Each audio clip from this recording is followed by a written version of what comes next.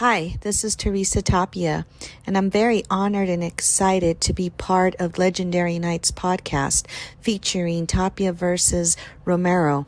It was such a historical night of boxing for all fans. It put New Mexico and Albuquerque on the map. I hope you enjoy. Oh! Wonderful shot by Lennox Lewis! A right hand by Holyfield. By Buster Douglas! Look at this! He's knocked Mike Tyson down for the first time in his career! But unfortunately, it'll never happen. Front! Punches! And punches! And it's over! I think it's gonna be over. Aguero in big trouble against the ropes! I have to say there seems an element of genuine hate between these two, Ambrose. For sure. I don't hate the man. Just imagine if you bought a ticket. Stop it, Frank. You can stop it any time. Castillo's in trouble! Weak steps in, and the fight is over!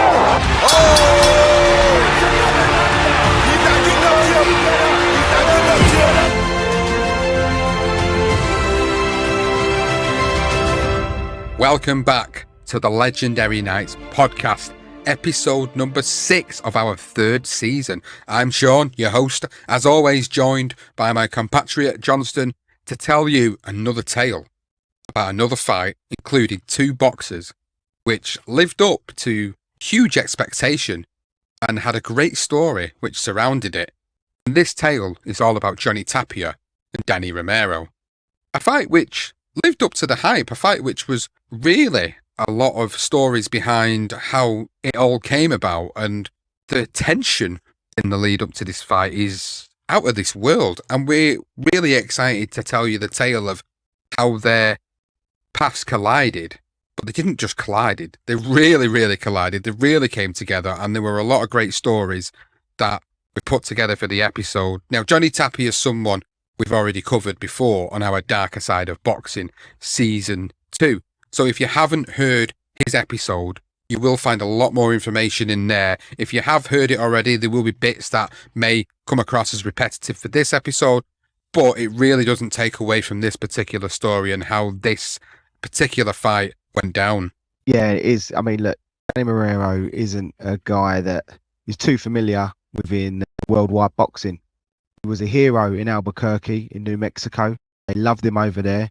And obviously so was Johnny Tapia, both from the same neck of the woods, both in the same division, and both on a collision course. And quite simply, that's what happens. And our idea and our plan is to describe the journey that these 2 guys had before they eventually met. So enjoy. Now, Johnny Tapia and Danny Romero were not just 2 guys from the same state that had an inhabitants of 500,000 residents. They didn't just live in the same geographical area of Albuquerque, New Mexico. They actually lived in the same part of town, just blocks away from each other.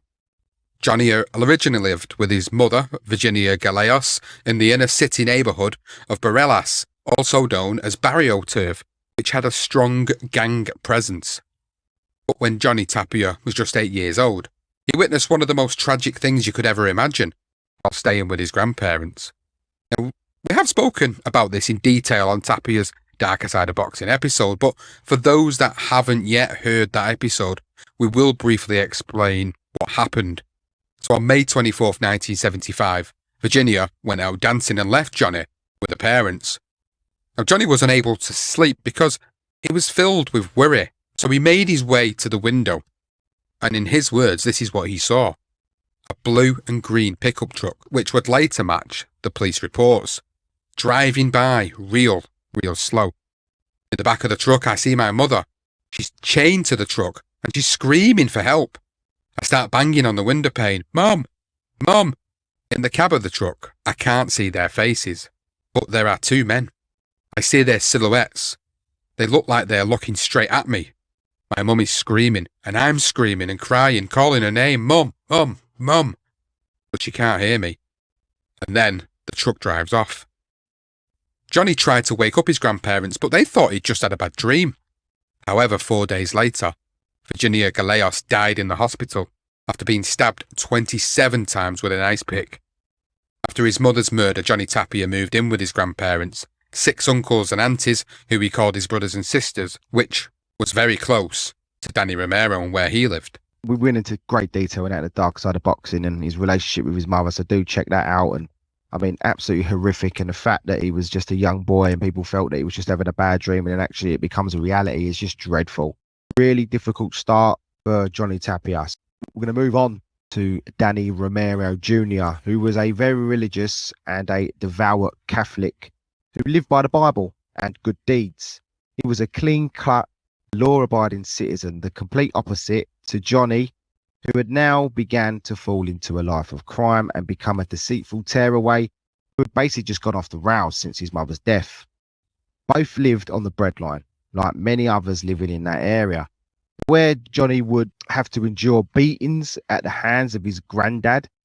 Romero had two very loving parents, and he actually told Ring TV, in his own words, he said, "I had loving parents. I know now my parents were struggling to keep the lights on.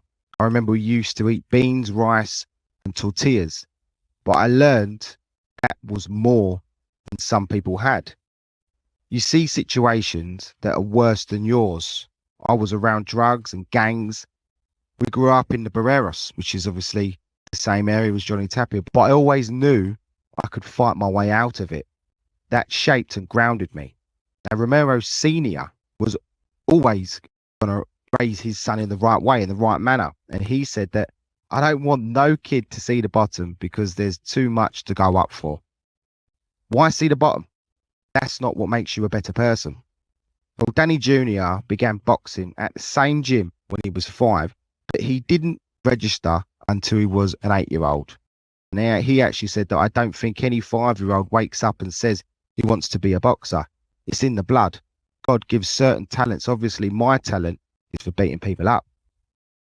The board of directors in USA Boxing, Sandy Martinez Pino, she actually said that he was adorable. I remember his dad said, "My son wants to box and he wants to box for PAL, which is the Police Athletic League.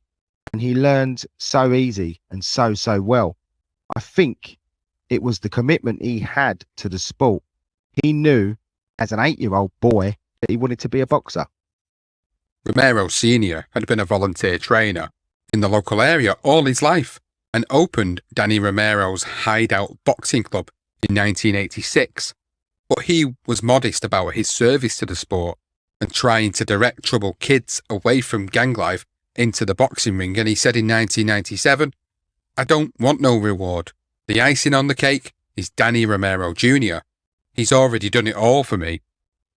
Well, at the age of 11, one of those troubled kids, Johnny Tapia, officially began to box as an amateur, but in his first ever fight, he got a knockout in just 30 seconds.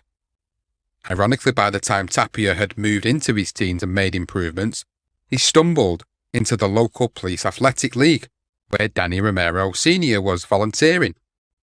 His son, who was 7 years younger than Johnny, was impressed and no doubt looked up to him as he watched him work with his father, and he said, "I used to see what they were working on, and I could see he was able to do very quick, fluent punches, snappy and very fast without losing his balance. They worked on that a lot, and he had the talent." In Danny Jr.'s assessment of Tapia, he didn't just have fast hands, he said. He had fast hands and feet. I threw a jab at Johnny, and Johnny would be somewhere over there. He was so fast. Over time, their relationship became strained. Johnny was now in the Wells Park gang and had witnessed plenty of shootings and been involved in many street fights. Reports suggested that they actually fell out because Romero Sr. disapproved of Tapia's personal problems outside the ring, while Tapia felt that the Romeros looked down on him. I think it was more of a complete way, a different way of life. And obviously, Danny Sr. is there to try and help these troubled kids. And for some unfortunate reason, obviously, he felt that he couldn't help Tapia.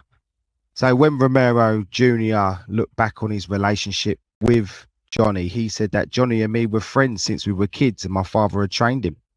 He now feels that a lot of the animosity between the pair people outside that weren't actually giving us the right advice. Johnny recalled that their relationship broke down after he had turned professional, saying that we were all friendly, but all that changed when I got suspended for boxing, which we will go to, and there was no more hope for Albuquerque. There was no more hero. So Now we have put some context to Johnny Tapia and the Romero's early relationship. We're now going to begin the intertwining careers, starting with the oldest of the two, which was obviously Johnny Tapia. Now, after an accomplished amateur career of 122 fights, 101 wins and 21 losses with 65 knockouts, Tapia decided that it was time to turn professional.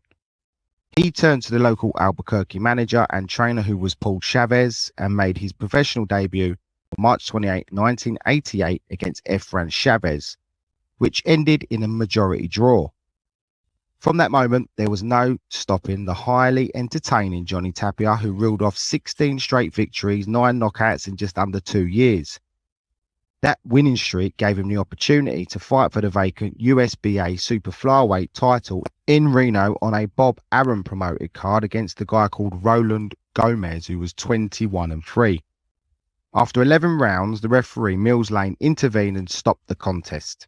Al Bernstein commentated on that fight, and he can be heard saying he took a major step in a shot at a world title. Of course, the winner was, who he was talking about, Johnny Tapia. Johnny was just 23 and being tipped as a future star of boxing. The trouble was, his separate life had escalated out of control, and he began using cocaine and allowing it to take over his life. And he said, "The first time I did it, I was like, wow, I enjoyed it. That's why I kept on doing it. Cocaine was my mistress." Before his first defence of the USBA Super Flyweight title in June, Johnny failed his first drugs test, but still went on to knock out Pablo Valenzuela, who's 19-1-3, and then Jose Felix Montiel, who was 33-3-1 in Phoenix and then Las Vegas, respectively. By the time he made his last 2 defences against Luigi Camerataro, who was 22-4, a 12-round unanimous decision, and then a technical decision over Santiago Caballero, who was 34-8-1, he failed several more drugs tests and was on the verge of being banned. Tapia had the world at his feet, an exciting young fighter that was on the verge of a world title shot and $1 million contract with Pepsi. But instead, he signed up to abuse himself with coke. And we don't mean the fizzy drink rival Coca-Cola. He was then arrested for intimidating a witness in the murder trial of his cousin, and it was for that reason his professional boxing licence was suspended. Tapia was out of the ring for 3.5 years and admitted years after that his actions were down to, in his words, stupidity, using and fighting depression and anger that I couldn't control. He continued to use cocaine, became homeless and broke, and the only way he could make money was through unlicensed boxing, so he turned to that scene in an Albuquerque bar for $300 and a case of beer. Oh my goodness, what an absolute demise. I mean, from near the top to the absolute bottom. Now, while Johnny Tapia lacked that stability, the Romero's solidarity proved to be the driving force in both his personal life and his boxing career. While Tapia was in exile from the sport from 1990 to 1994, Danny Romero Jr. filled that void that he had left. He made his debut in the Super Flyweight division on August the 14th, 1992 in Arizona, winning by a first-round knockout against the fellow debutant Raul Hernandez. Romero then went on to win his next 14 fights, knocking out 12 across 3 different weight divisions. Those weight divisions were the flyweight, the super flyweight, and the bantamweight. Now, during that run, he actually picked up the New Mexico State super flyweight title with a second-round knockout of Silverio Porras, who was 13-4-1 at the Kiva Auditorium on May the 22nd, 1993. Now, many of Romero's knockout victories were actually aired on US television, which had increased his profile and, of course, his reputation. 1 year on, Romero got an opportunity to challenge for his first major title, which was the vacant NABF flyweight title against Texan Brian London, who was 18-1 at the Olympic Auditorium in Los Angeles. Now, Johnny Tapia actually also featured on this same card after making his successful return to the ring in March and April, knocking out Jaime Oliver in 4 rounds on a Tommy Morrison undercard and Arturo Estrada in 2 rounds in front of his adoring fans in Albuquerque. Both were eager to impress their hometown fans and promoter, both promoted by Bob Arum, on Cinco de Mayo weekend. Now, Tapia actually took a convincing 10-round decision, unanimous decision, over Antonio Ruiz, while in the main event, or the co-main event, it was Danny Romero, and he knocked out London in 2 rounds. So Tapia's return to the ring has been well documented in our Dark Side of Boxing. For the purpose of this episode, we will briefly explain what happened to the hero of Albuquerque. Well, during his 3.5-year absence, his life fell into disarray, where he had his first DOA, dead on arrival episode, on the day of his wedding to Teresa Tapia. He had a 3-month stint in prison for breaking his probation and continued to drink and sniff cocaine during his week-long binges. It was thanks to his wife Teresa and assistance from his manager Paul Chavez that he was forced to go cold turkey and eventually began training. Together, they devised a routine that consisted of a 5 a.m. run, training for the whole day at the gym, and then back at 5 p.m. to be locked in at home. They did this for several weeks until he was ready to make his long-awaited return to the ring. When Tapia finally did return to the ring, he said, "I stuck my hand out to the Romeros, and they left it out there to embarrass me, big time, in front of a lot of people." Romero Sr. was adamant that Tapia was not the issue, and said, "We have nothing against Johnny Tapia. We have a lot against his promoter. We don't have nothing against Johnny Tapia. He's a fighter. That's in Danny's way, and we're going to take care of that." The assistant sports editor for the Albuquerque Journal, Rick Wright, explained what Tapia's return to the ring actually did for the Romeros, and he wrote, "When Johnny came back, it was a real blow to their vision of Danny being sort of the Prince of Albuquerque, having Albuquerque as his oyster. I think they had it all scripted, but then when Johnny came back, it was like, hey, what are you doing in this movie? There's no part for you." Yeah, I mean, with the senior, Romero Senior comment now, obviously he's talking roughly around the time of this fight, but just gives us an idea of between them, even when Johnny Tapia returned to the ring. And on March the 25th, 1994, jumping back to Danny, the Albuquerque Journal actually published an article regarding legal issues with boxing manager Cameron Duncan.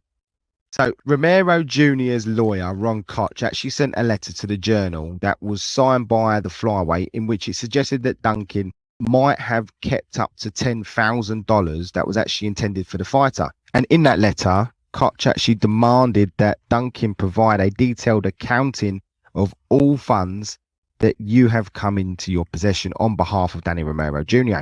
Now, Duncan actually emphatically denied taking anything that he was not entitled to, and he said that if they, as in Romero and his father Danny Sr., want this to get ugly, it'll get ugly. I've had it, and we'll see each other in court. I did what's right, and they're wrong. Duncan then went on to say that his personal relationship with the Romeros were over. However, he still considered himself to be the fighter's manager on record. Although in Koch's letter, he stated that Duncan had actually submitted a binding verbal resignation on February the 22nd. The letter also mentioned that Romero Jr. was troubled by the fact that it appeared Duncan has received money from several sources that have not been credited or paid by Mr. Romero. The contract between you and Danny Romero Jr. calls for you to be paid 33% of all the sums of money earned by him for any services that he may render. You have no right to funds from any other sources. The report went on to suggest that Koch actually mentions a $5,000 check from Joe G. Malif & Co., which he says was intended for Romero Jr. as a sponsorship, and $5,000 from the Romero's former partner or promoter, Steve Monasteri, which Koch says Mr. Monasteri may have given you as a sign-on bonus for Danny Romero Jr. Duncan acknowledged that he received and deposited that Maloof check, which was made out to him, but he says he kept the check only after consulting with Romero Sr. Duncan said, "We talked about it. He knew I kept it. I needed the money because I hadn't got paid my percentage from Danny's fights. I bought Danny Jr. clothes with it. I paid taxes on it.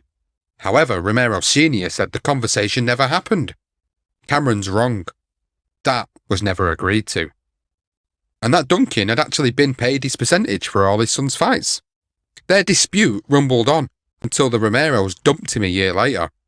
Ironically, he would switch allegiances and began managing Tapia for a while alongside co-manager Sugar Ray Leonard. But before that, Romero made his first defence of the NABF flyweight title against Hugo Torres at the MGM Grand. He stopped the Mexican in the 6th round to improve his reputation as a dangerous puncher and gained some exposure on the undercard of Roy Jones Jr. alongside a fresh-faced Oscar De La Hoya, who won his 13th professional fight on May the 27th, 1994. Now going back to Johnny Tapia, he outpointed Rafael Granillo on June the 24th in Los Angeles, and the following month he collected the NABF Super Flyweight title when he stopped Oscar Aguilar in 3 rounds. He was looking impressive and on the verge of a world title shot once again. But, again, Johnny was his own worst enemy. He was arrested in July by Albuquerque police, who claimed he was in possession of cocaine after his last fight. Johnny claimed it was only a bar of soap, and the charges were eventually dropped. But Teresa explained that Johnny had once fallen off the wagon, and that he was arrested by Albuquerque police for trying to sell a counterfeit drug to an undercover policeman. Dear me, Johnny, every time he got to a certain point, there he goes and falls off the rails again. So jumping back to Romero, and on August the 3rd, 1994, Rick Wright actually wrote an article for the Albuquerque Tribune on Danny Romero's good deed before his fight with Facundo Rodriguez. Now, this article actually reported that Danny Romero Jr. is a hero to an Albuquerque teenager named Joshua Costanza, not because of who Romero is, but for what he did. Now, 2 months ago, actually, Romero paid a visit to the Health South Rehabilitation Center to Costanza, who had been seriously injured in a car crash. Now, Costanza wasn't actually in a wheelchair. He had head injuries that had restricted his ability to actually talk and eat. Now, the article went on to explain that Danny Jr. did not only visit a young kid, but what else did he do to help his morale? So a week ago, as in probably in July, Romero actually invited Josh to watch the boxer work out in his backyard gym as he prepared for tonight's bout in Tingley Coliseum against Mexican Facundo Rodriguez. Now, the boy's mother, Caroline Costanza, said, "I don't think Danny realizes how special that made Josh feel." She then added that Danny Romero co-sponsored her son with Health South in a fun run sponsored by Driving with Intelligence Incorporated, an enterprise founded by Albuquerque's Craven's family. And Caroline actually then went on to say that Joshua got out of his wheelchair and pushed it for part of the race. He's walking, eating well, and his speech is back to 80 or 90%. A great deed. And Rick Wright obviously wrote that you've got to give most of the credit to obviously Josh Costanza, give a lot of credit to the modern medicine and to the Costanza family, but just a little bit of credit to Danny Romero Jr., who could have given Josh a smile, a wink, and an autograph and left it at that. But obviously he went beyond that. And it's just his good Samaritan. This was not only a good deed that Danny Jr. had demonstrated, that being a boxing star went beyond the ring. And it just shows you the difference between Johnny Tapia and Danny Romero at this point in August 1994. It certainly does. Not to say Johnny wasn't a good guy, he just wasn't in a good place at that moment of his life. Exactly. And Danny was in a different place at that moment in his life. Now, Wright continued with his article, and he said Romero had just left the studios to KDF radio after appearing on a Henry Tafoya's morning sports show. On his car radio, he heard Tafoya speaking on the air with a father and son who had come to the station too late to meet Romero and get his autograph. Romero turned his car around, drove back to the KDEF and spoke with the young man and his father. Danny Romero was doing his Good Samaritan bit all week by the sounds of it, but to credit the young local star, Wright confirmed, "None of the above information came to me from Romero or a Romero representative. In the first matter, Caroline Costanza wrote a letter. In the second, the incident was heard on the air by a journal reporter. Now, lest I be accused of putting Romero on a pedestal, or even worse, setting him up for a fall, let it be noted that Romero isn't the Albuquerque athlete who provides help when needed. Let it be noted that no one's perfect. Romero then went on to knock out Facundo Rodriguez in just one round in August, and a month later, he made a successful second defense of the NABF flyweight title when he stopped Manuel Jesus Herrera in the 12th round after putting him down earlier in the second. On October the 12th, 1994, Romero moved up in weight and fought for the vacant NABF super flyweight title against the Mexican Marcos Pacheco in front of just under 8,000 fans at the University Arena, aka the Pit in Albuquerque. The gate receipts were the biggest ever for an Albuquerque in-ring event, which grossed $138,322, with Romero receiving $20,000 of that, according to the Albuquerque Journal. Romero, well, he impressed his local fans in the co-main event with a 6-round stoppage, and he's just continuing at this point of his career to gain that momentum that he needed to put himself in line for Johnny Tapia. He is, and I mean, speaking about them good deeds, I mean, Johnny Tapia did a few. I remember him reading in his book, and he did say he bought a pregnant woman a car once because watching her come back from shopping. We even went into that in Dark Side of Boxing where we beat up them guys that tried to mug someone. Johnny was just as nice, but as you say, he was having a difficult time at this moment. It's a comfortable night's work for him going back to that fight. And the Journal actually gave the most accurate description of the Pacheco fight when they wrote that he wasn't much more than a punching bag looking for a paycheck. The Mexican boxer probably was wondering if the US banks was still open when he decided to sit out then the 7th round. That victory put Romero in line for a world title shot. Of course, Johnny Tapia was the name on everybody's lips, and on the same night in the same venue, Johnny Tapia got his world title shot against Henry Martinez, who was 16-1-1. That was for the vacant WBO super flyweight title. So the atmosphere inside the pit was absolutely tremendous. Considering that two of its stars were on the same bill, it's no surprise. Tapia was like a man possessed that night, and he emotionally rewatched the fight during the HBO documentary, which you can go and have a look at. And he said, "This is my hometown. Look at all those people. Nobody was going to beat me there. I was ready to go. I would never lose in my hometown." He actually went on to stop Martinez in the 11th round and celebrated with his usual backflip as the crowd just went wild. Tapia, he couldn't contain himself, and he later said that it was the biggest accomplishment in my life to come back from everything I had come through. The beautiful thing I won in my hometown. My first world title, and the fans were crying for me. I had died and come back. It had been a long road, and at the end of the tunnel there was a lot of shining light. To come from unlicensed boxing to what, $300 or whatever it was, and a case of beer to that it was a euphoric moment that he dedicated to his manager, his family, his mother, and his wife. Because in his own words, "I didn't do it myself. I did it with my wife." And Tapia actually took home a lovely $20,000, the same as Danny Romero. Johnny, your emotions right now. I'm very excited. I got to give a lot of thanks to him. He's one of the tough fighters out there. My manager, my grandpa, my grandma, my wife, and Mally. You made it all the way in Albuquerque, my brother. We made it, baby. It's been a long road, man. You made it all the way back. How did you do it tonight? I fought out of heart. I got a big heart. I refuse to go down, refuse to lose. I trained too damn hard for this. I'd like to give a lot of thanks to my hometown for coming to support me.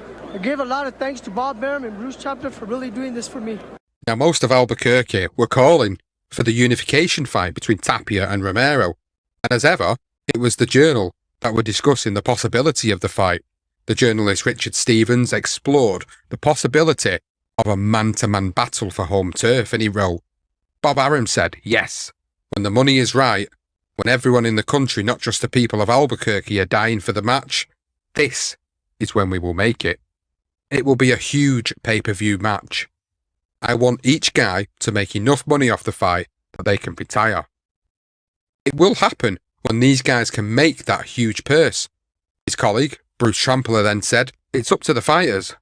Tapia said, "No, I'm not thinking Romero. I want to fight other opponents."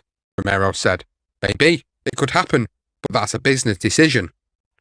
Arum wanted to keep the fight in their hometown, and he said, "We'll do it in the outdoor stadium," referring to UNM's 30,000-seat University Stadium. Everyone in Albuquerque, everyone in the Southwest, everyone in America will want to see that fight. In a common theme with Tapia, He then fell off the wagon and started using again, and he remembered, my demons had a full chokehold on me again. I had stayed clean for a long time after fighting again. After the Martinez win, and all the big press, and the pressure, and the new power making me drunk, I fell back into the old ways, and without Teresa knowing it, I started with the drugs again. The driving force that forced him back into that life was, as he said, too much attention, too many people wanting to hang with me, wanting to seduce me back into that life.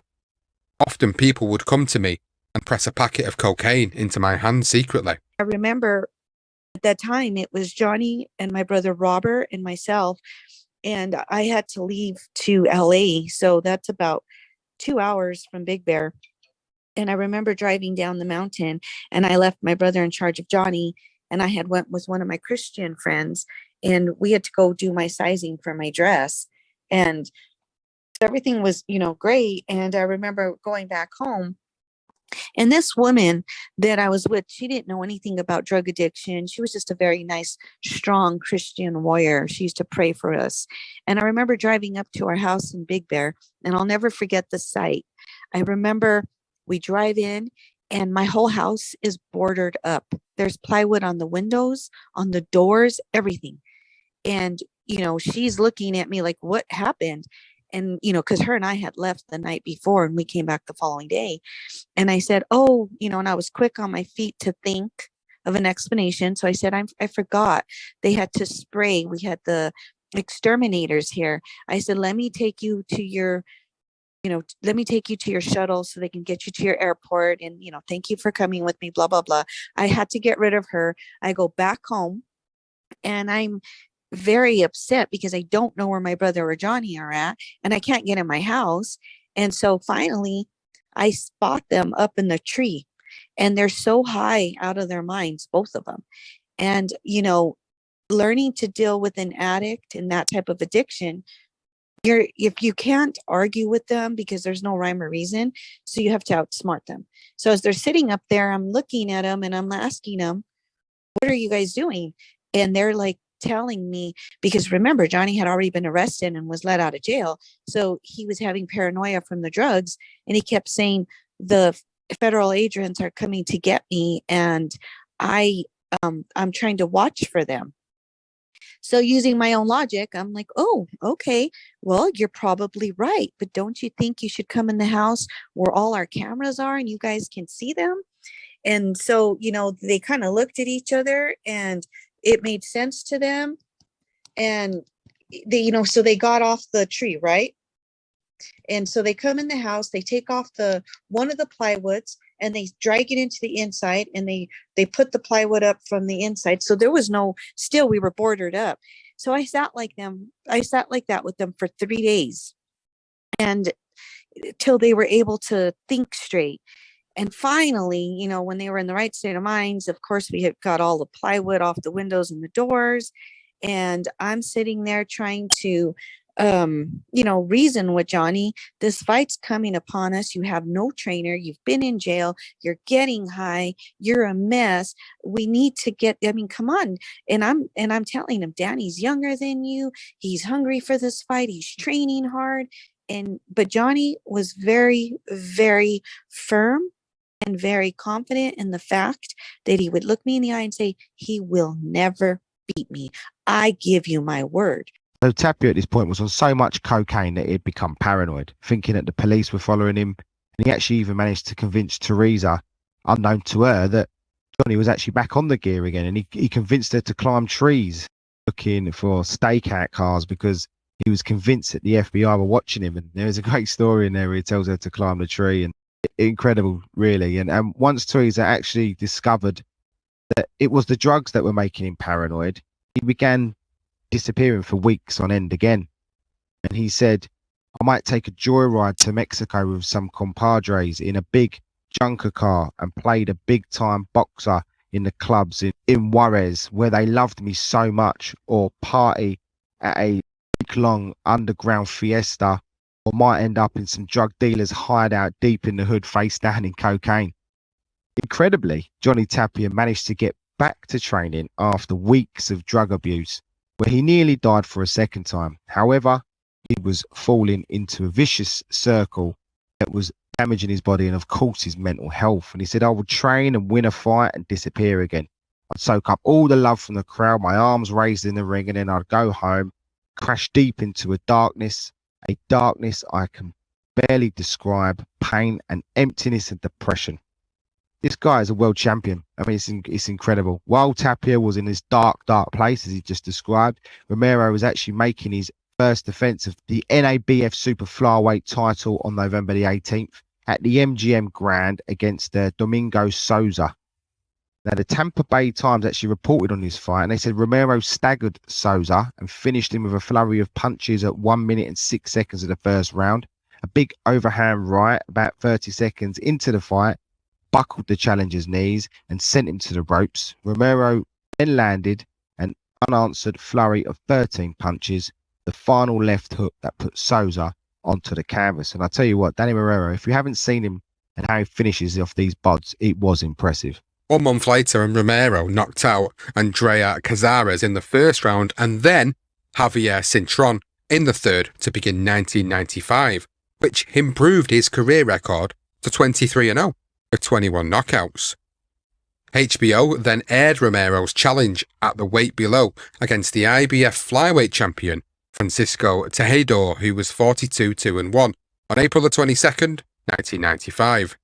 Romero was the chief support fight that night to George Foreman versus Axel Schultz for the heavyweight title. It was a big deal because Midget Wolgast was the last American to win the flyweight title back in the 1930s. For the next 60 years, 7 Americans tried and failed, so there was a lot riding on Romero to finally break that duck. Tejedor was a lanky boxer puncher from Colombia who was making his first defense of the title. The champ might have been 1 inch taller and had a reach advantage of 6 inches, but the 20-year-old challenger was by far the heavier man. According to HBO's unofficial scale, Tejedor had put on 4 pounds since weighing in 26 hours earlier, whereas Romero had put on just over 13 pounds. HBO analyst Larry Merchant explained, "What that means, basically, is that we have a featherweight fighting a bantamweight for the flyweight championship of the world." As reported by Ring TV, Tejedor rapidly circled clockwise behind an extremely busy jab, and Romero bobbing and weaving under them and firing power punches at every opportunity. Midway through the second, Romero buzzed Tejedor with a hard right along the ropes, but the Colombian shook it off and carried on. In fact, the champion was dishing out a boxing lesson, declared Jim Lampley on HBO, and took the first half of the fight.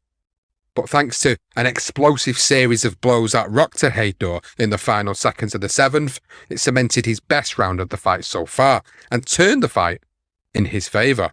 And it was the Ring TV that described the last 3 minutes as Romero continued to take rounds in the second half of the fight.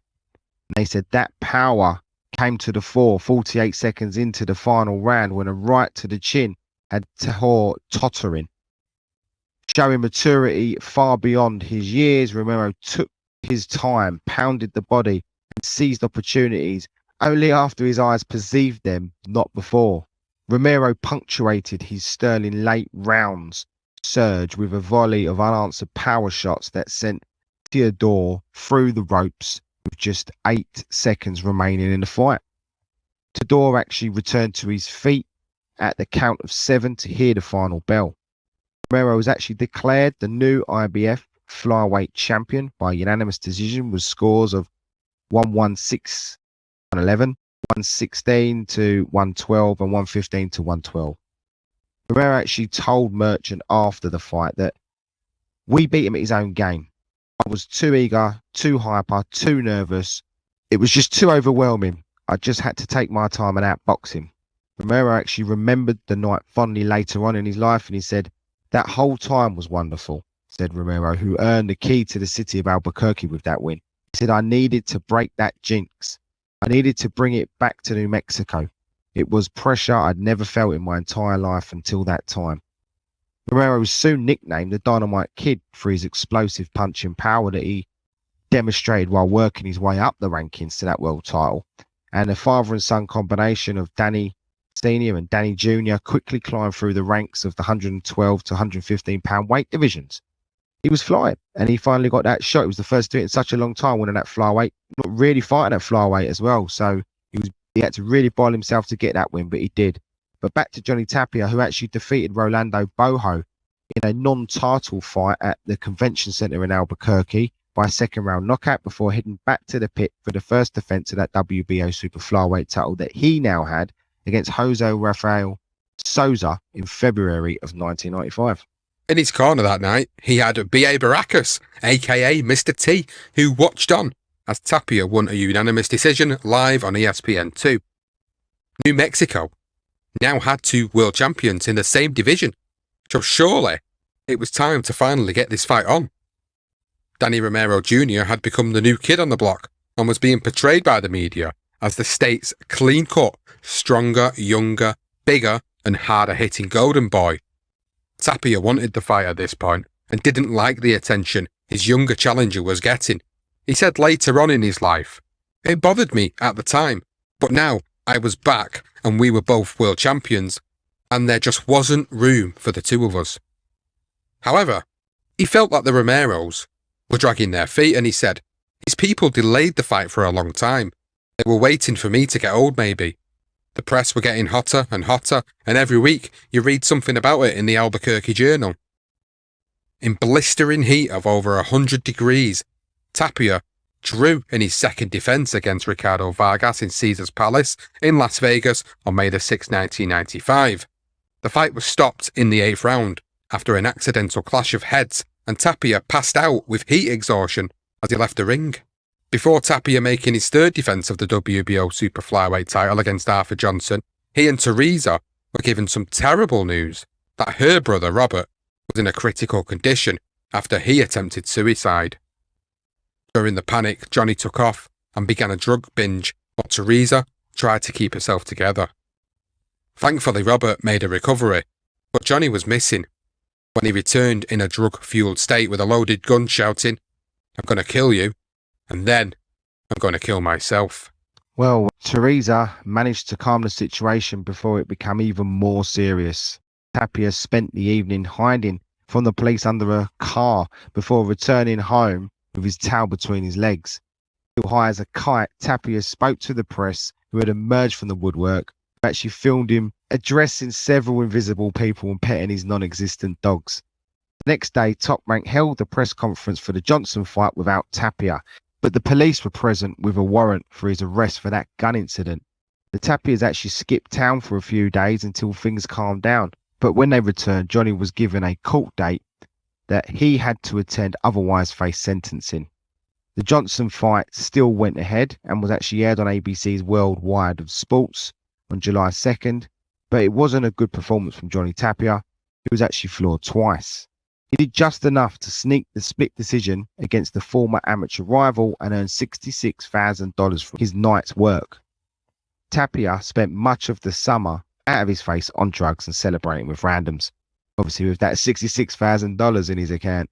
Now, while Johnny Tapia was somehow, don't even know how, but able to keep his world title, Romero made his first defense of that IBF flyweight title against Miguel Martinez on the 29th of July at the Freeman Coliseum in San Antonio with an impressive 6-round knockout before headlining on ESPN in a non-title fight against a guy called Willie Salazar on September the 8th, 1995.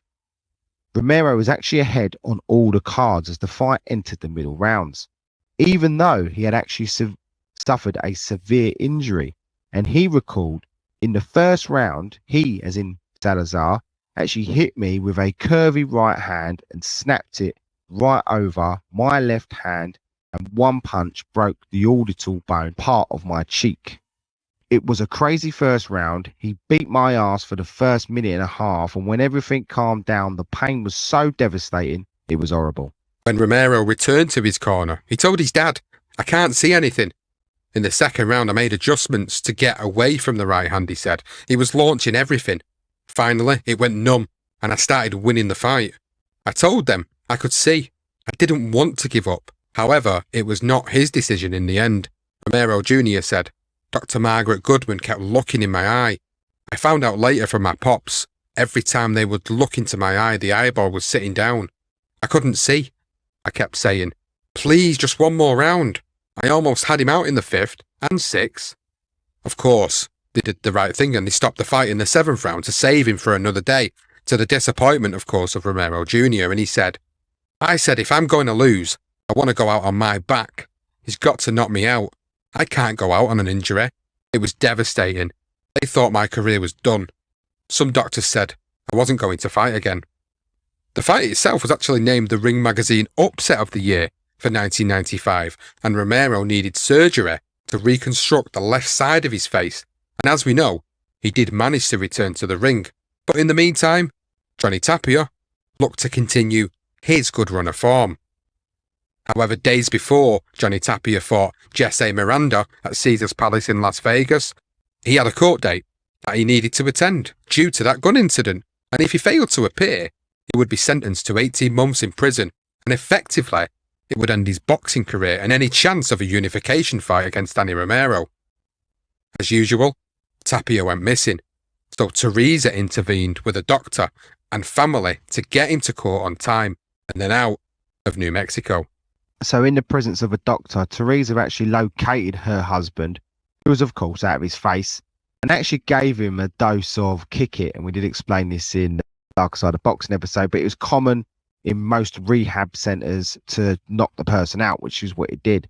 So Johnny was out cold from the early hours of Friday morning until the Monday, and so a few days, and the day, which was the day of court hearing that Monday as well. But he was still out of his face in court. He unwillingly, he didn't really recall it, agreed to an 18-month ban from New Mexico and left court. It gave him another dose of kick it to sedate him and drove for 20 hours to Big Bear, California, where Oscar De La Hoya had actually set up a house for them to stay in. Tapia began training at Big Bear full-time by Oscar's trainer because Paul Chavez actually refused to travel to California by this point. And after contract disputes got out of hand, the Tapias were sued and then they sued Chavez. Effectively just ended their relationship at that time. Now Tapia had no manager and no trainer, but he needed to prepare for this Jesse Miranda fight. His close friend Bob Case actually suggested that Teresa should manage him, and he told Tapia, why don't you let Teresa handle it? She's handled everything else in your life. She's seen the business now. She's super smart. She's got the balls. Let her do it. That way you can keep it all in the family, keep control of yourself, keep control of your money. What do you think? And he agreed. And Teresa's first task was actually to sit down and negotiate a contract with Mr. Bob Arum of Top Rank. And Teresa actually called Bob and told him, I'm now acting as Johnny's manager now. You need to negotiate a new contract because his contract is up. He says, you want to make a deal? Come to Las Vegas and we'll talk about it. So that's what they do. They travel to Vegas where Teresa has a meeting with Bob Arum while Johnny Tapia is sitting in the waiting room. So after Johnny was a champion, he had beat Henry Martinez and he was kicked out of New Mexico for legal reasons. And it was either go to prison or get, out of New Mexico and stay on probation. So he opted to leave New Mexico, and Oscar, De La Hoya opened his doors and his training camp to us, and we went to Big Bear. And so that was probably around 1995 when I took over. Yeah. So my dealings with Arum, yes, in the beginning, he was very dismissive. And I remember our first encounter, he actually fired Johnny when I asked for more. But then he came around and gave me what I wanted because I think he knew Johnny's value and he knew I wasn't going to back down. And so I learned a lot from Bob. Now, this is Johnny Tapia's account of how the contract was drawn up. And he said, she lays a piece of paper across from him and says, here's what Johnny wants. But Bob Arum just blows her off right there. He says, listen, you're not telling me what to do. Here's what Johnny's going to get. And he puts our old contract in front of her. She said he was so loud and angry and that she felt so intimidated by him that she just left that office and came out with the old contract in her hand. I see her close the door and she looks at me and I see her face. She goes out and I follow her outside because she looks upset. What happened in there? Did you get me everything that I asked for? She said no. What did you get me? same contract? And she shows me the old contract in her hand. They were both disappointed, but after staying over the night, Teresa went back to see Bob Arum the next day and she told him, "We're not signing this." He started yelling at her, but Teresa said, "First of all, Bob, I'm not your employee. I'm here to offer you talent. You know you have one of the most popular fighters in Johnny." Bob Arum starts telling her about how we need him and not the other way around. So Teresa says, "You know, Bob, if you do not listen to me, then we do not need to talk anymore." She told Johnny that she had an argument with Bob Arum and told him, "We're not signing this deal." Teresa and Johnny then drove back to Big Bear without any deals, and for the next couple of days, Johnny was nervous and thought that she, as in Teresa, had actually ruined his boxing career. But then out of the blue, Bob Arum called Teresa, and Teresa actually told him that, "I want to talk to you. But we came to see you, Bob. Now you can come to see us." So he, as in Bob Arum, drove to Big Bear from Las Vegas and met with Teresa and Johnny. And this is what Johnny Tapia remembered. He said Teresa was really rough of him. "Look, this is what we're going to do. You take it or leave it." And he was upset, but he took the deal. And we got everything we wanted. I was so proud of her. I couldn't believe it. Teresa's first negotiation with one of the biggest promoters in boxing had ended in complete success. And she had actually doubled her husband's wages contract, or her husband's contract. So well done, Teresa Tapia. That fight as well, Jesse Miranda's all, that was a UD win in the end in Caesars Palace, Nevada, September 9, 1995. Johnny Tapia. He then went on. First fight under this new contract was against Raul Rios, and he was out. He appointed him in October in Las Vegas, and then on December the 1st, he made his fourth defense of the WBO super flyweight title against the man who had almost ended the career of Danny Romero, Willie Salazar, who had a incredible record, really, 44-22-1. But this was at the Fantasy Springs Casino in California, and Tapia was actually deducted a point in the second round for a deliberate headbutt, but went on to knock out the Mexican in round 9. Pumped up after beating out the journeyman, he actually dedicated the fight to Danny Romero just to make a point. In his fifth defense, he actually knocked out Giovanni Andrade on February the 3rd, 1996. 4 weeks later, after that fight, at the Tingley Coliseum in Albuquerque, Romero fought under his new promotion, Kid Dynamite Enterprises, for the second and the last time when he knocked out Jose Quinero in the very first round in his return fight after 5 months out of the ring after the Salazar incident. However, after falling out with Bob Arum, they decided to sign with a rival South African promoter called Cedric Kushner. And in his first fight 2 months later, under his new promoter, he took on Esteban Ayala in Houston, Texas. Romero wasted little time stopping the Mexican inside 3 rounds in another non-title fight. Both bouts were fought well over the flyweight limit, which signalled his intentions that it was now time to move up after confessing to the press that he was now struggling to make the flyweight limit. Now, sandwiched in between those two returning Romero victories, Johnny Tapia stopped Ramon Gonzalez in San Antonio in just 2 rounds. Tapia gave his reasons for the Romeros and Bob Arum split, and he said they went to Top Rank and tried to make them choose between me and them. They said they would walk if they didn't drop me. Top Rank chose me and told them to walk. So bad feelings got worse. It took another year to get that fight on the canvas. I wanted it to be in Albuquerque. Danny refused. He said he was going to knock me out in the 4th round into the 4th row. And then my fans were going to kill him because it was going to be that devastating. I was saying, bring it on, wherever you want to do it. I wanted him so bad by this time. Tapia was now with his new management team of Cameron Duncan and Ray Leonard, which ignited more beef between the two local rivals. Duncan was quick to stick the knife in when he told Richard Stevens of the Albuquerque Journal, the Romeros were afraid to fight anyone good, let alone Johnny. Danny is afraid of Johnny. Danny is happily working the local sponsors for his money. Johnny wants to fight.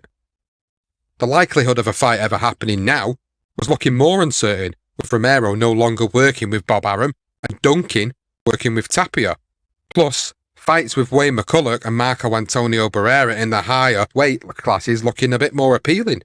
By the summer, Tapia remained in the division and made 2 successful defences of his title against Alvin Alvarez and Hugo Rafael Soto. And 5 days before facing the IBF Super Flyweight champion Harold Gray at the pit in Albuquerque, the title holder from Colombia told the local press, "I'm used to fighting when everyone is rooting for the local person. I will travel outside the country." So this is Danny Romero ready to fight Harold Gray, who was the Super Flyweight champion. Is he moving up? On August the 25th, 1996, Romero wasted little time when he jumped on the Colombian from the very first round. The Albuquerque Journal's headline said, "The kid is dynamite." And in front of a crowd of 6,400, including Governor Gary Johnston and his wife, Dee, who actually cheered on Romero from ringside, Dennis Latta actually wrote this on the fight: "Romero made it look almost easy as he took Gray's championship away from him in the pit." Romero knocked down Gray 3 times in the first round. Just 1 minute 25 seconds into the second round, Romero knocked Gray down again. This time the champion didn't get up. The entire pit roared as Romero secured his victory. Who said after, "I was going to come out hard to begin with. I wanted to wait and see what opened up. I came out circling to the right. I saw he had studied that. As soon as I realized, my dad was telling me from the corner to go left. As soon as I went to the left, I put him down. He snapped right out of it. That's why I had to be sure I didn't get careless. I wasn't going to let him off. After I hurt him, I went straight to the body and he covered it. I see he was open for those overhand rights." And that was the shot that ended the contest. Danny Romero was now a 2-weight world champion. The new kid on the block, or probably not so much the new kid now, was well and truly on a collision course with the WBO champion and a former friend-turned-enemy, Johnny Tapia, for a battle with Albuquerque. Romero collected the Ring Magazine's Comeback of the Year award for defeating Gray after such a torrid injury against Salazar. On November the 1st, 1996, Romero made his first defence of the IBF Super Flyweight title against Hipólito Saucedo, who was 12-2-1, and the LA Times reported on the fight, and it read, "Romero hit Saucedo with repeated power punches during the fight, but the challenger weathered the barrages. In the 3rd round, Romero scored a flash knockdown when he connected with a right uppercut to the chin. Saucedo immediately got up, but referee Robert Byrd stepped in and issued a standing 8 count. Romero continued to land the stronger punches and knocked Saucedo down late in the 11th round. In the opening seconds of the 12th, he landed a straight right that sent Saucedo to the canvas. Byrd stopped the fight with 1 minute and 59 seconds to go in the round. Now, the month before Romero's impressive win, Johnny Tapia stopped Sammy Stewart in 7, and on November the 30th, he outpointed Adonis Cruz in Albuquerque. And that ends the intertwining road between these 2 fighters, because now we are going to move in to the fight build-up, finally getting to the Battle of Albuquerque. Now, the fight between Johnny Tapia and Danny Romero was agreed for a summer showdown, but first they had to overcome one more fight on the same card on March the 8th, 1996 in the pit in Albuquerque. Tapia made his 9th successful defence of the WBO Super Flyweight title against Jorge Barrera by a 3rd round stoppage, which encouraged him to call out Danny, and he said, "I want Danny, I want Danny," immediately after the fight. However, Romero actually stole the show in his 2nd defence of the IBF Super Flyweight title against Jaji Sibale with a 6th round knockout. The fights were shown live on HBO After Dark, where Romero actually told Larry Merchant, "You see what happened tonight? It will happen the same way. The same way he, as in Tapia, don't want none of this. I got to dispose of that little gnat. That has been all over me. So it's time to get rid of it." Danny then went on to say, "I'm on a mission. It's 2 fights. One's down. The next is out. Danny, was that just target practice for you, or was he a really tough kid to go at? The guy was real crafty. He practiced to get away from my right hand, so we had to tear him down with body shots, and I just wanted to be real careful with everything what I done. Take my time. I got 12 rounds and dispose of them like how I did. All right, let's go to Johnny Tapia now that we know that fight is going to happen. We presume it will happen. See what happened tonight? It'll happen the same way. The same way it's going to happen. He don't want none of this. He was yelling after that fight, "I want Danny, I want Danny." Why do you guys want each other so badly? One of the whole thing is this is the right time for me. I got to dispose of a little gnat that has been all over me, so it's time to get rid of it. There's been some question of whether that fight could be held in Albuquerque because it inflames such passions. This crowd seemed to be a very well-behaved, appreciative crowd. Do you think now that it could be held here? I told you that, when we had the meeting before, that I think the media has really thrown it all off of what it really should be. This is the event. Two competitors with tremendously great talent, and one's going to come out victorious, and that's me, and the crowd has nothing to do with it. So you want the fight here in Albuquerque? Oh, definitely. I mean, there's a lot of, stuff going around. It doesn't matter. We can fight in the backyard if we have to. Good performance from the pair of them. So HBO did its best to hype this fight of the forthcoming fight between Johnny Tapia and Danny Romero, calling it everything from the Southwestern morality play to the most compelling boxing story of 1997. Once the fighters had said their piece, so did the rival promoters when Bob Arum accused Romero of being afraid to fight the July bout in Albuquerque. Cedric Kushner then responded to what Bob Arum said and said that's typical of Bob Arum. He'll always say something when no one is around to respond. Instead of keeping himself clean and preparing for the Romero fight, Tapia decided to go on another drug binge and was in and out of prison right up until 3 weeks before the Romero fight. Tapia continued to train at Big Bear in hope that he could benefit from working at altitude, and he ended up actually hanging around in Vegas, obviously on these drug binges, which was well over 100 degrees at the time. So he's getting smashed out of his face in a roasting heat in Vegas. And that's when boxing promoter Bruce Trampler witnessed Johnny looking absolutely terrible, and everyone was getting the better of him within his sparring sessions. And he actually pulled Teresa to one side and he said, "What the hell's going on with him?" But Teresa refused to fill him in on the whole complete story and actually just sort of like blamed the heat. Everyone in camp was now worried, apart from him. He told the world, "Danny's not going to beat me. He's going to have to kill me to beat me." Leading up to the fight, now here's a lot of parts that people don't know. When Johnny was in camp, Johnny wasn't doing well. And that was Johnny. It was always hit or miss with him. And thank God he was such a talented fighter and he had such a big heart. And we're up in Big Bear. And I remember at the time for the fight, he had hired Emmanuel Stewart to train him. Emmanuel had sent someone else in, and Johnny was upset and felt slighted. So he fired Emmanuel and didn't have a trainer. Johnny wasn't taking anything serious. He was just kind of clowning around, wasn't training. He ended up getting arrested. He was in jail. And here, all kinds of people from New Mexico are sending me articles, and all I see is Danny up in the mountains at the highest elevation. He had nutritionists and he had special trainers, and his regular dad, his regular trainer who was his dad, he had, all these special diets. He's running, 10, 11 miles a day. And here Johnny's in jail. Johnny has no trainer. Johnny's just a mess. So we're running out of time. We're about 4 weeks out to this fight. So I called Bruce Trampler at Top Rank, and I finally confessed to him. And I say, "Bruce, Johnny isn't doing well. He hasn't been training. He don't have a trainer." And Bruce was so upset. He said, "You get him down to Las Vegas, Nevada immediately." So Bruce sets us up. There was this little place on the outskirts of Las Vegas in Red Rock, and it had this little motel, and it was in the middle of nowhere. So Bruce puts us up there, and he hires Eddie Futch to work with Johnny, and Johnny's running and training and sparring, and Johnny looks awful. I mean, in sparring, he's doing horrible. He just doesn't look good. And then we have to bring in Jesse Reed because Eddie wasn't able to hold the mitts for Johnny. And so you figure 3.5 weeks is when Johnny started his intense training to fight the biggest fight of his life.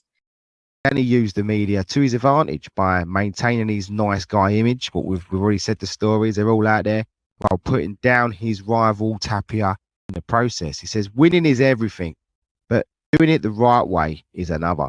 I think if you put that all in one, it's satisfactory all the way around. And with the family and the way he stopped me and the way we just vibe together, just talking about his dad, we do it the right way and we do it our way. The trash talking was run every week in the local newspapers and the media. The good and bad element to sell the fight was the angle used by the media and the promoters. Tapia said he was talking bad about me, about my family, about me being a criminal, about me using drugs, making me out to be nothing more than some kind of gang-banging loser from the hood. I didn't appreciate it, so I talked back. I told him to meet me in the ring. I told him to meet me in some alley if he wasn't afraid to show up. In May 1997, Tapia was arrested in Big Bear on gun possession charges that almost violated his parole, but thankfully the police dropped all charges. He continued to work with veteran trainer Jesse Reed in Big Bear, but switched to Emmanuel Stewart for a few days. However, he got upset that Stewart wouldn't stay in Big Bear full-time once Oscar De La Hoya and Lennox Lewis left town, so he sacked him and replaced him with Hall of Famer Eddie Futch for the final few weeks of training alongside Jesse Reed. Tapia said, "When there's nothing going wrong in my life, there's nothing right. I've always trained myself anyway. I could even change right now, and it wouldn't make any difference. All I really need is somebody to give me water in the corner. I'll take care of the rest." With just over a couple of weeks until fight night, Jesse Reed was brought on board acting as the voice of reason and calm. Johnny had a special relationship with Reed. He respected the trainer's no bullshit attitude, but also his light-hearted character. And he also knew that deep-rooted hatred between the fighters going into that fight. And Jesse Reed advised Johnny that one thing that could be your downfall, if you try to do power for power with Danny, he might get lucky and stop you. I want to show them your boxing ability. Use your jab to win and get him frustrated, because I don't think he's ever been in a real chess match before. Once we get past 5 rounds of doing that, I'll turn you loose. You're a hell of a boxer. You don't need to try and kill everyone. Tapia actually admitted that he never ran to train for a fight before, but for this one he did, although he never changed anything else. While Danny had a nutritionist and a special sports doctors and a special diet, he was eating out every day, eating chips, this is Johnny Tapia, Snickers bars and drinking Dr. Peppers. Teresa asked if maybe he should change anything or change something. He replied, "Why? This is what I've always done." Teresa was actually really nervous with all the silly talk that was going on in the media, especially when Johnny actually told her that I wasn't ever going to lose to Danny Romero. I would kill myself if I lost to Danny Romero. Obviously, you don't want to hear that from someone like Johnny Tapia. He said the same things in public too, and to Danny Romero. "You're going to have to kill me because I'm willing to die for this fight. Are you?" This was all about pride, the pride of Albuquerque, and he, as in Johnny Tapia, didn't want to let his town down. Interestingly, it was made public that Romero actually didn't spar a single round in preparation for the Tapia fight. He actually just worked on the pads with his dad. What he did do is he ate well, he worked hard on his fitness, but no sparring, which was very interesting. Everyone in Albuquerque was talking about this fight, from the chief of police to the local barbers. Joe Polisar said, "As a citizen, I would have loved to see it here. As a chief of police, I think I'm kind of glad it's going to be in Vegas." The local barbershop owner, Jeremy Knott, said, "I think there would be trouble if it was here in Albuquerque. Albuquerque fans are pretty rowdy. You get to see as many fights in the stands as you do up in the ring." The assistant sports editor for the Albuquerque Journal, again Rick Wright, said, "If it were here, and unfortunately it's not, I think we could fill the University Arena, which holds almost 20,000 seats for boxing. I really believe it could, as it's been filled, or at least very close to it." Tapia believed that the reason for the fight not taking place in Albuquerque was because, in his words, Danny Romero said no. I wanted the biggest fight of my life to be in Albuquerque, to give to the rich and the poor people in Albuquerque to see that fight. Romero responded by saying, that had nothing to do with me. I think they made it out bigger than what it was, and I was a little upset about it because that's my hometown, that's where I live. And before we move on any further, I think it's important for us to set the tone of how boxing was being perceived in the mid-90s. So, starting with July the 11th, 1996, when Andrew Gallotta and Riddick Bowe fought at Madison Square Garden, there were very ugly scenes inside and outside the ring that brought an end to this so-called boxing match. With 37 seconds remaining in the 7th round, Gallotta dropped Bowe with another blatant low blow, directly to the bollocks. And the referee, of course, Wayne Kelly, disqualified him. A mad moment, of course, in this time where there was a few fights like this that were getting a bit over the top. Bowe and Gallotta, twice this happened to them. It was crazy, really, how it really happened, and how this moment was starting to really. If you think about it, you got Bowe Gallotta, you've got Tyson Holyfield. The ear-biting incident was obviously coming up on its horizon as well. So the whole 96-97 period was just a little bit crazy for the sport. Some incidents occurred that I think nobody ever thought we'd ever see as well. No, and it's so weird that happens within this short period, and it's a good point to mention all these fights because of the fact that what happens next kind of thing for this fight in particular. And going back to the Gallotta and the Bowe fight, what ensued next was a full-scale riot that left many civilians and police officers injured, including Gallotta himself, who was actually hit by a member of Riddick Bowe's entourage with a radio to the head, which required 11 stitches, believe it or not. The riot was actually named Riot at the Garden, which was awarded Event of the Year by the Ring magazine, which I thought was really funny. Then on December the 14th, Gallotta was dominating Bowe in 9 rounds in their pay-per-view rematch, before bizarrely he got himself disqualified again by referee Eddie Cotton for repeated low blows. Then in February 1997, Lennox Lewis was awarded the WBC title over Oliver McCall after he suffered a nervous breakdown in the ring, crying as referee Mills Lane tried to get him back to fighting, and again, ultimately ended the fight in one of the most bizarre technical knockouts in boxing history. Then in Las Vegas on June 28, 1997, Mike Tyson was disqualified for his rematch with Evander Holyfield, again by Mills Lane, when Tyson bit Holyfield's ear twice in round 3, which we've done a legendary nights season 2. Check it out.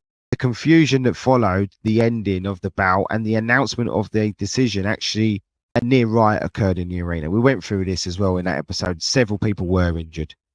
In July 1997, Mills Lane was involved in another match that forced him to disqualify Henry Akinwande for the WBC heavyweight title against Lennox Lewis due to excessive holding, which is another of them round of fights. And at this point, professional boxing was basically just falling into this oblivion, and seemed like there was bad press after bad press in a very troubled year. Now, Rick Wright, obviously of the Albuquerque Journal, he wrote an article that described the importance of the Johnny Tapia and Danny Romero fight, needing for it to be an epic. It had a responsibility to help pull their sport back into a semi-respectability with clean, exciting bout. Even Angelo Dundee said Tapia and Romero has got to be a great fight. So it weren't just about two rivals here. It was almost like a fight. It needed to be a good one just for the sake of boxing. In the beginning, Johnny, being the guy that Johnny is, he wasn't in competition with Danny. He would say, New Mexico's big enough for 2 champions. He has his road. I have mine. I wish him well. There's room for 2 champions. That was Johnny's original mentality. But as time went on, they were both with the same promoters, Top Rank, and we were hearing stuff. Johnny would go in to sign a new contract, and there was people in there who were very loyal to Johnny, and they would say things like, well, Danny refuses to fight on your undercard, and Danny refuses to fly on the same flight with you. And, so it started to get Johnny angry, and then Johnny started voicing his thoughts. And before you know it, it was an all-out war. And so they both started speaking blatantly, and Danny started, saying, I'll knock Johnny out. And, and Johnny was intent on, if Danny were to beat me, I'm so sure he's not going to, that if he did, I gave you my word to the public, I will end my life, because that's how sure he was that Danny was not going to win. So it just became this huge fight, and all eyes were on them. And I remember April the 30th was the first official press conference to kick off the fight for their July 18th showdown. And I remember because they had fought on the same card in March, and Johnny had fought Marco Antonio Barrera's brother Jorge and beat him spectacularly in that fight. And Danny also had a great win, and both of them were in Albuquerque. Danny refused to have the fight against Johnny in Albuquerque because he said he feared Johnny's gangster fans. That's how Danny put it. That's not how Johnny put it. That's how Danny put it. So we ended up having the first press conference. I remember April 30th, and I'll never forget it. And that's when everybody knew things had to be separate from that point on, because Johnny walked in there and they were all at the podium. And as Danny's walking in, he kind of stares Johnny down. Johnny literally jumped over tables, chairs, and the podium to get to Danny. It was all hell broke loose. It wasn't fake. It wasn't for cameras. It just became so intense that all the media and everything that was there, and the police department in Las Vegas, Nevada, said, we are not going to stand for this. From that point on, they had separate press conferences, separate weigh-ins. The police were, in the middle of the ring, were all the way down. That's never happened before. They had to put up metal detectors for that fight, because there was, if you read the articles in New Mexico, people flying to see the fight from Albuquerque to Las Vegas, planes were being turned around because the fights were so intense on the airplane, where the Tapia fans were beating up the Romero fans. And it was just so crazy. And we were all of us were very on edge and very worried. However, unofficially, the Tapia Romero fight was dubbed the New Mexican Civil War, due to rival gangs supporting each fighter and their own personal rivalry. The significance of this fight within New Mexico was off the scale, so once tickets went on sale for the Thomas and Mack Center, they sold out rather quickly, and so were flights to Vegas. The Arizona Republic reported on fights breaking out amongst the fans, and that one erupted on a southwest flight from Albuquerque to Las Vegas. Another one nearly happened in a Caesar's Palace restaurant. The food fight was prevented by Las Vegas police, wary because of violence after Mike Tyson dined on Evander Holyfield's ear. Tapia actually recalled in his autobiography, people were all skittish in boxing. They knew I was in league with Tyson. They knew we were friendly at least. They didn't know we were roommates once upon a time. It did make me think about how amazing it was. Here we were, me and Tyson, years later, dominating the Las Vegas boxing scene. And now the Hilton just assumed that me and Danny Romero, or maybe just my fans, were going to launch a full-scale gang war. The press conference on April the 30th, 1997, that was held in Las Vegas, didn't help squash the Hilton's fears, and Johnny lost control.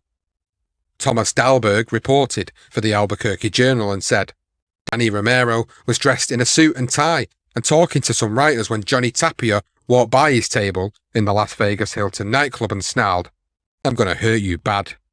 Tapia sat down and told those looking on, I want him bad. This is a grudge match. Romero's response was less venomous, and he said, there's been a lot of trash talked at me. When I hear it, there's only one response. Just shut up and fight. When a fired up Johnny Tapia then had to be pushed back by Bob Arum and restrained by a hotel security guard and his wife Teresa while he attempted to get at Romero in a street fight. Johnny recalled that I walked in, Danny's there, and I'm so pumped up. He gives me a look and I couldn't stop myself. All that stuff he had been saying come back to me and I jumped him. Cops were had to separate us. Papers wrote that Tapia attacks Romero. It was a big circus. From that point on, the two had to have separate press conferences, separate weigh-ins, separate everything, simply because nobody could trust Johnny. The Hilton didn't trust boxing. The fight was set to be aired before an international television audience on HBO on July 18th, 1997 at the Las Vegas Hilton in Las Vegas, Nevada. The pit in Albuquerque, New Mexico, would have been the logical venue for the fight. However, it was decided that the Las Vegas would be the best location. And there are a couple of reasons why Albuquerque was overlooked. The first was that obviously Danny Romero did not want the fight in his hometown, just in case that he lost and he had all that publicity behind him, and he didn't want that to lose all them sponsors. The other was that the two promoters, as in Bob Arum and Cedric Kushner, they landed a cheaper option because casinos cover much of the costs of the fight, knowing that they will get a return from gambling. So 2 reasons. Then 11 days before the fight, the Hilton actually got scared away and they pulled the plug on it. They cancelled the fight because the promoters, for what they said, missed the deadline for filing an insurance certificate. Interestingly, it was Steve Sonnier, the booking events man for Thomas and Mack Center, that explained the issue. And he said, we require a certificate of insurance from 7 to 10 days before the events that we hold. But we've waited as long as 2 days before because things have been missing and still done the event. This is such a big fight, such an exciting fight. From my perspective, I do everything I could to work out any problems. This was simply a loophole that the Hilton used to get the fight moved away in fear of trouble. Gil Bustamante said casinos are trying to change their look to be more family orientated. After what happened to the MGM after Tyson's fight, the Hilton's probably worried about something like that happening to them. They don't want to give their casino a black eye. Albuquerque's Joe Lovato gave his thoughts. He said it would be a street fight, and the Hilton was afraid of what the fans might do. You have one kid from the North Valley and one from the South Valley. More accurately, both were from different North Valley neighbourhoods. There's no telling what the fans might do at the fight. Another Albuquerque resident, Paul Worley, said it would be a very volatile fight because of the two people involved. They don't like each other. If they tried to have it in Albuquerque, it would have been worse. You'd think there were fireworks on the 4th of July. That would have been nothing compared to these guys fighting in Albuquerque. On July the 8th, 1997, the LA Times reported the junior bantamweight title fight between Johnny Tapia and Danny Romero will go on next week, although it has been moved to the Thomas and Mack Center on the Nevada Las Vegas campus after the Las Vegas Hilton pulled out as the site on Monday. The fight's quick relocation to the Thomas and Mack Center, which held just under 20,000, certainly helped because almost 7,000 tickets had already been sold. The trash talking continued as the fight approached, although in separate just in case.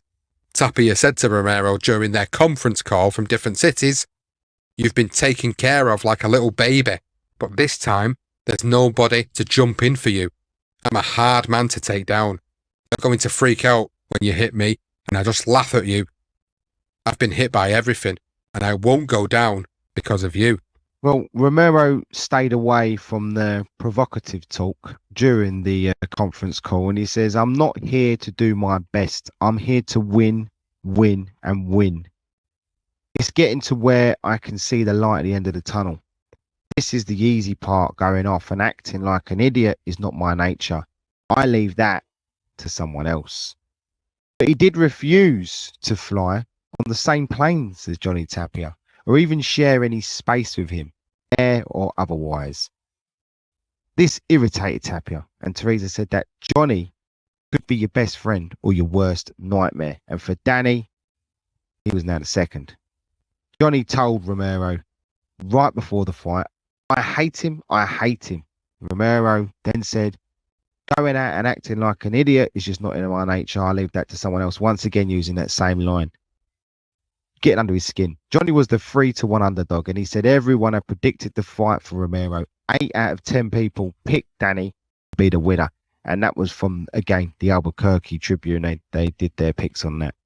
Romero earned $450,000 for this fight. Johnny Tapia, $400,000. Hundreds of police officers were on duty at the Thomas and Mack Center on July 18, 1997.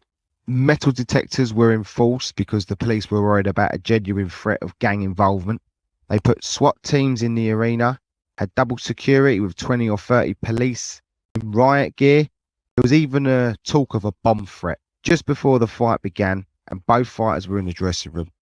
Johnny Tapia was dancing all around the place, shadow boxing, loosening up and hugging everyone that came in. He was making a lot of noise and he was in party mood before kneeling down and praying to God before heading out. Danny Romero's room was a lot calmer. Music was on low, if on at all. Just his team around him, two completely different ways of preparing mentally. Yet they both prayed for God before heading out to the ring. It's called the Land of Enchantment, but Albuquerque natives Johnny Tapia and Danny Romero, world champion prize fighters in the same weight class, are anything but enchanted with one another. This is boxing's most intense crosstown rivalry. One fighter from Albuquerque's South Valley, Johnny Tapia, one from its North Valley, Danny Romero. As boys, they trained in the same gym. But as men with very different lives, they came to represent opposite sides of their community's experience. Johnny Tapia's road through life has been marred by poverty, crime, violence, and a cocaine-created 3.5-year absence from the ring.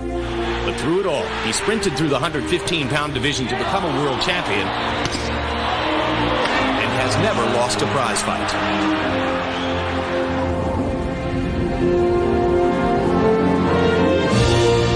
Danny Romero's journey faced no such difficulties.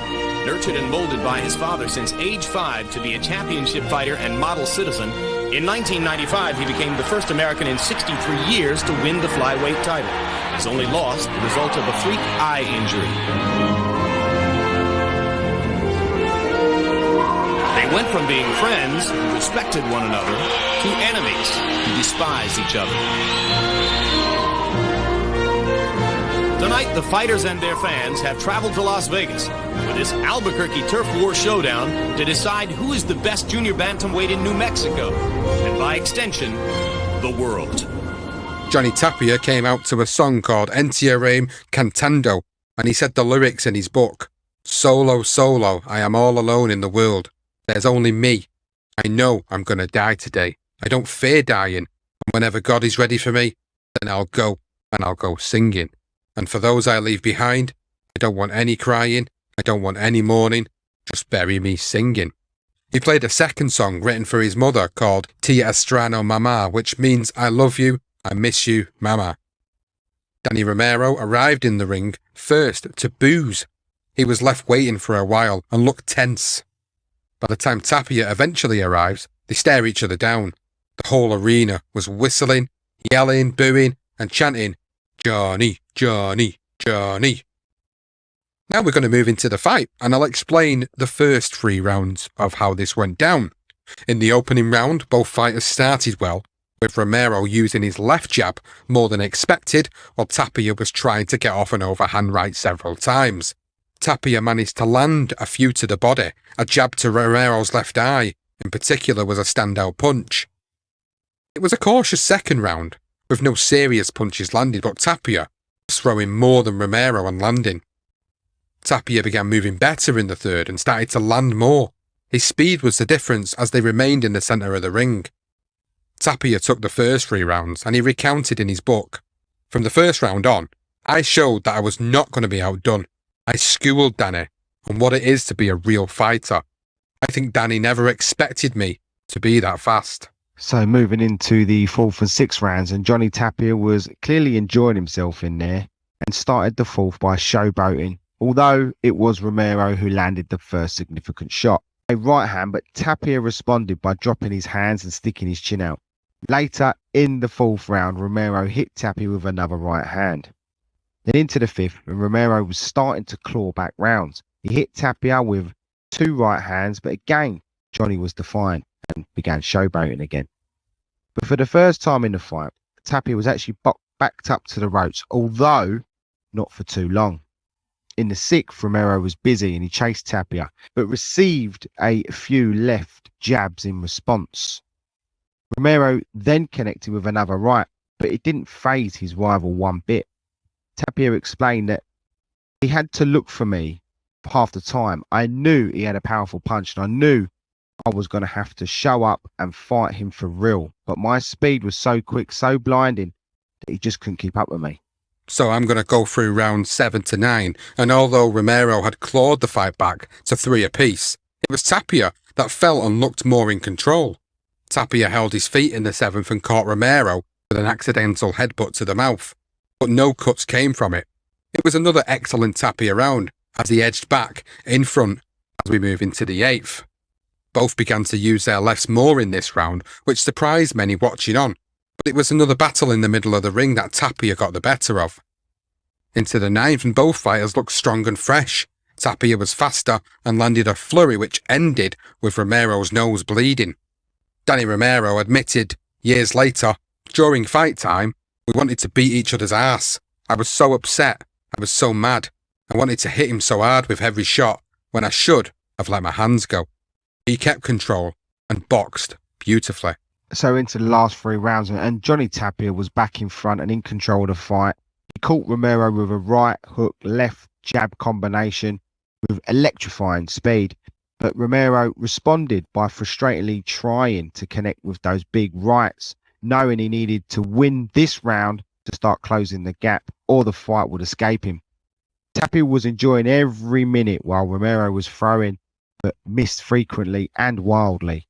Tapia seized an opening in the 11th and landed several combinations which left Romero the worse for wear as his nose continued to bleed.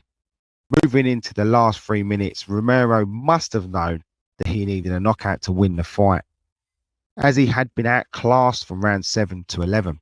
Romero did go headhunting, but Tapia kept evading, laughing and showboating to the crowd. It was a Romero round because Tapia didn't do much other than make him miss. But it wasn't enough. The king of Albuquerque at the end of 12 rounds was Johnny Tapia.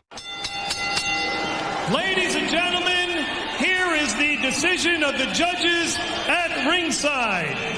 Judge Dr. Clark Sammartino scores it 116-112. Judge Jerry Roth scores it 116-112. Judge Glenn Hamada scores it 115-113 to the IBF and WBO Junior Bantamweight Champion of the World, Johnny Tapia. Congratulations, Johnny. Congratulations, Johnny. You seem overcome. What does this mean to you? First of all, don't stop me. Jesus Christ, he gets his victory, but I've overcome everything, and I give all the thanks to the Lord Jesus Christ. What won the fight for you? Style, different movements. I have a good team on my side. I just listened to our game plan and I did it. Have you ever fought such a disciplined fight from start to finish? And did you think you needed that to beat Romero? I just did a lot of good things today. I had power, strength, and air, and I refused to go down. I refused to lose, and whatever he hit me with, it was not going to hurt me. I noticed after the fight, while you were hugging your wife Teresa, that you took a look over there to Danny Romero's corner. What were you thinking? You know, everything's done, said, you know. Let bygones be bygones. Let me live my life. He lives his life. He's a great fighter, and he's still a champion in my heart because he held his title for a while. The final scores was announced in a pulsating fight that ebbed and flowed for 12 excellent rounds, and it was a unanimous decision. 2 judges, Sammartino and Roth, they both scored it 116-112, and the third judge, who was Amanda, had it 115-113 to Tapia, the new unified flyweight champion of the world. The crowd went crazy and they began chanting, "Johnny, Johnny, Johnny." And Tapia said, "I tried to go to Danny to give him a hug. He and his father turned their backs on me. I had to let it go." Romero Sr. said, "He's a you-know-what, always has been." Romero Jr.'s response was, "I thought I won." Then an emotional Tapia spoke after his victory and said, "I dedicated this fight to my mum because I miss her, and I did it." He then said, Let's let bygones be bygones, it's over." He was asked about a rematch, but he replied, no rematch. It was too easy of a fight. Fortunately for everyone around, there were no gang fights that night, no violence. In fact, the Albuquerque streets were apparently empty, and they probably recorded the lowest crime rate ever on that particular night because everybody was watching this fight. Johnny Tapia was now a 2-time world champion. It was vindication, I believe, for Johnny. All the years of, being exiled from boxing, all the years, leading up to him fighting Danny, of being compared, and, everybody wondering. It just, that night was just so, I remember, he was just so ecstatic, and Johnny was on top of the world, but he kept telling everybody, I told you, he was not going to beat me. I told you. And he just, it was just exhilarating to see Johnny just, live in that moment of victory. I mean, he was just so, I think that was, other than him winning his first world title in boxing, I believe that was one of Johnny's happiest, most magical moments, because he had proven to his hometown he was the champion. He was going home with that belt. And, they loved him for it. So after that, in the aftermath, like I told you, it just, unfortunately, Danny's career diminished and dwindled, and Johnny went on to win, a total of 5 world titles. So it was something that no one had ever even envisioned, including Johnny. So there was just like no stopping him from that point. He was just like he was skyrocketed into fame, into success after that fight. And at this point, this is where we end the story. And we normally do a little bit of an aftermath. But for Johnny Tapia, we've done a lot more in the Darker Side of Boxing episode. So we are going to point you to that particular episode on Johnny, because we do go a lot more into the aftermath of this fight and the rest of his career. So if you do want to hear a bit more about Johnny after this point, please do listen to that episode. But there is a little bit on Romero that, of course, that we wanted to go through, because we've not really done much on Danny Romero. I think this is actually the first bit of additional that we've done apart from this episode on Danny Romero. So just briefly going through a little bit in the aftermath for Danny. After this fight, he would then go on to win 3 fights in a row, but then lost on Halloween in 1998 to Vuani Bungu by a 12-round decision in an attempt to win a title in a 3rd division, this time the IBF Super Bantamweight title. Romero would then go on to win 10 of his next 12 bouts, including a first-round knockout over former world champion Rodolfo Blanco and a 6th-round knockout over the respected Famosito Gomez. On September the 27th, 2002, Danny fought Cruz Carbajal, but the fight was stopped by Romero's trainer, the former world champion Eddie Mustafa Mohamed, who was with him at this point, after the round 4 due to an injury suffered in the first round. On May the 23rd, 2003, in front of his hometown crowd, following a 12-round unanimous decision win over Trinidad Mendoza, it gave him his 3rd world title in 3 different weight classes, winning the very lightly regarded IBA's Super Bantamweight title. So following his boxing career, he's been on telly, he's done occasional jobs specifically for Showtime, done some commercials, done some movies, developed his own promotional company called Danny Romero Productions. The company's promoted shows of any kind, and he's had professional fighters signed up to that company, and he was even, as far as I'm aware, he's even signed up he's even got his own gym going as well with some elite training, and actually starting to prepare fighters in that gym for professional fights. So it's quite interesting in the aftermath of what, he would do. And I'm really pleased that we got to do this episode on a fight which we haven't spoke about so much throughout the course of the episode yet, but our thoughts, feelings and opinions, this is the time to do it. And, this fight, Johnston, was really, really good. It was a great fight to watch. One of Johnny Tapia's best performances throughout his career. Really even fight going in them first 6 rounds. But after that point, Johnny takes over, and it's like the puncher was just looking for them one, that like when you see a puncher against a boxer and you see a puncher who's just trying to throw that one shot hoping that it'll land. That was pretty much how this fight goes down after the 6th round. It was very even going into that, and then after that Johnny just boxes beautifully in one of the best performances of his career in what was a really good fight.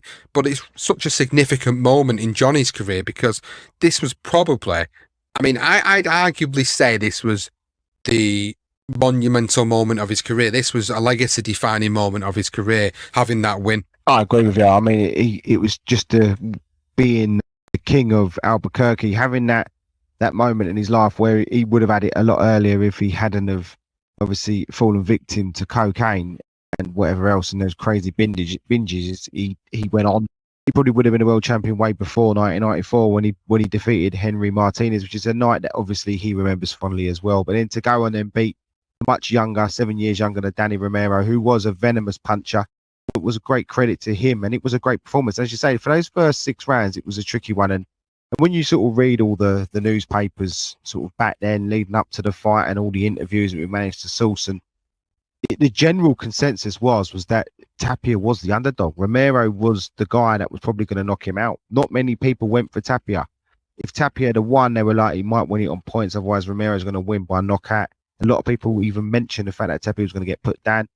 Neither one of them really any trouble at any point. I think even Tapia does a little wit, like pretends to sort of his legs buckle and stuff in the ring. He has a great time in there. If there's a fight to look at, if no one's ever seen Johnny Tapia at his best, full flow, just full of skill, speed, and everything about him, he was outstanding this night, Sean. When he really was. And Danny Romero, as you say, he pushed him for those first 6 rounds, and after that, he just took off, and it was just a fine performance. It was a great performance because it was bang in the middle of the ring. No one's really running away from each other. They're standing there and they're going for broke. It's a great credit to the super flyweight division, a division we've never done before. But all the ins and outs of everything, the time in itself, all the crazy fights that were happening, and then you had the Hilton just pulling out. I mean, have you ever heard anything so ridiculous and we laugh? Like, 11 days before the main event, and they go and pull the plug on it. Insane. Should have been in Albuquerque though, Sean, shouldn't it? Imagine if that would have been in Albuquerque. That would have been an even more monumental moment for boxing in Albuquerque. Of course it would. But it's still a fight that lives on in Johnny Tapia's career. And obviously all the great work that Teresa does now in her life with her family and the children of Johnny. It's great to see Teresa obviously living that legacy for Johnny and keeping his legacy alive. And we're really glad to be touching base with Teresa in accordance with this episode, and I'm glad that we've been in touch with her about this, and for me it's a moment that I wanted to cover, and I'm glad that we've put it into the season because we've not really done a fight in a division this low before. It is the first one at this low weight category, and it just reminds everybody by doing an episode like this of how good these fights were in the lower weight categories, even in the mid to the late 90s. And I think this is one of them fights that is remembered, not so much because it was a toe-to-toe war, but it was a Johnny Tapia at his sheer brilliant best. And in some ways it's bittersweet to watch, because when you watch the fight back, you see how good Johnny was at this moment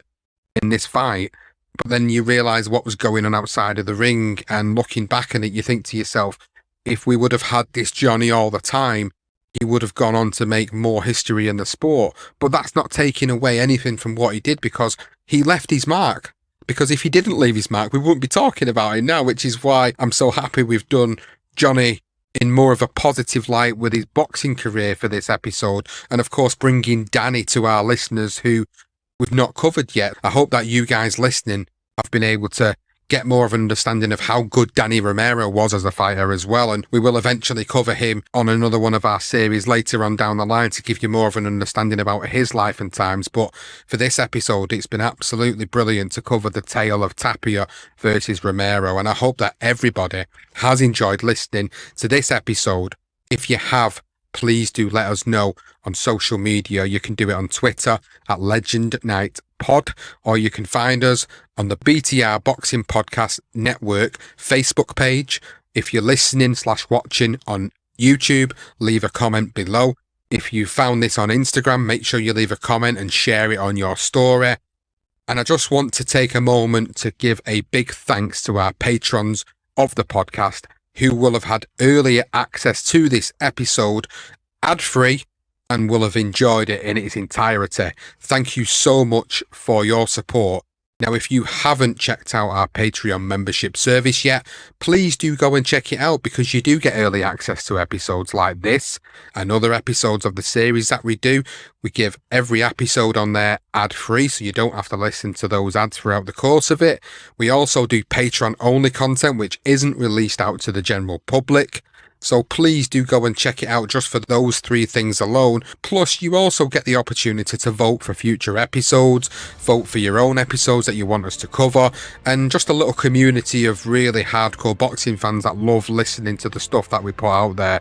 And the support that we've had from everybody that's a patron has allowed us to improve our equipment, improve the artwork for the episodes and the seasons and the promos and everything that we've put out there.